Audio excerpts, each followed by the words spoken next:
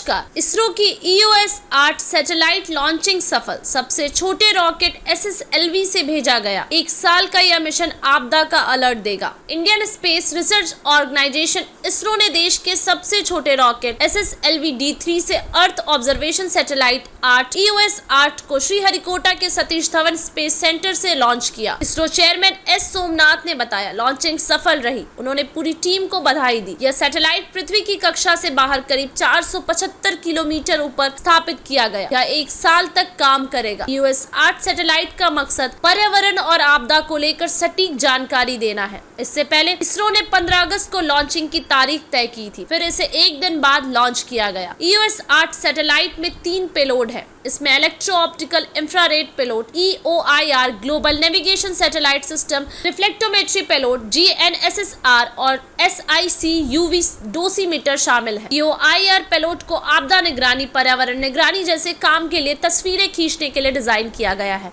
यह पेलोड दिन और रात में भी तस्वीरें खींच सकता है। GNSSR समुद्र की सतह पर हवा का विश्लेषण, मिट्टी की नमी का आकलन, बाढ़ का पता लगाने के लिए रिमोट सेंसिंग क्षमता के लिए किया जाएगा। SIC UV dosimeter Gaganyaan mission के लिए अल्ट्रावायलेट किरणों की निगरानी करेगा। इसरो के सबसे छोटे रॉकेट SSLV की यह तीसरी लॉन्चिंग है। इससे पहले 2 प्रयास 2022 और 23 में हुए थे, जिसमें इसरो को 2023 में सफलता मिली थी, जबकि 2022 में पहली कोशिश नाकामयाब हो गई थी। पहली SSLV लॉन्चिंग फेल हो गई थी। रॉकेट की लॉन्चिंग तो ठीक हुई थी, लेकिन बाद में रफ्तार और फिर रॉकेट के सेपरेशन के दौरान दिक्कत आई। इसके चलते तब SSLV की लॉन्चिंग को रद्द कर दिया गया था। इसरो ने बताया था कि दोनों सैटेलाइट्स गलत ऑर्बिट में चले गए थे और ये किसी काम के नहीं रह गए थे। SSLV की दूसरी लॉन्चिंग फरवरी 2023 में हुई थी। SSLV ने जो 3 सैटेलाइट्स लॉन्च किए थे, उनमें अमेरिका जानूस 1, चेन्नई के स्पेस स्टार्टअप का आजादी सेट 2 और इसरो का EOS-7 शामिल था। SSLV-D2